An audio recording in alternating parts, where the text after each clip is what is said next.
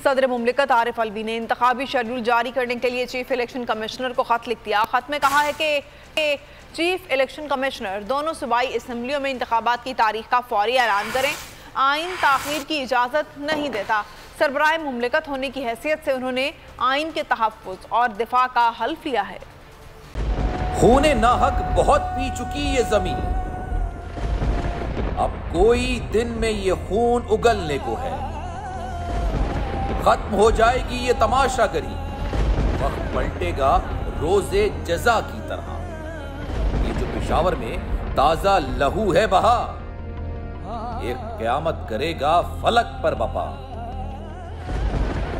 गम की सलमनाक घड़ी में बोल सानह पेशावर में शहीद होने वालों के लवाहिकीन के साथ है।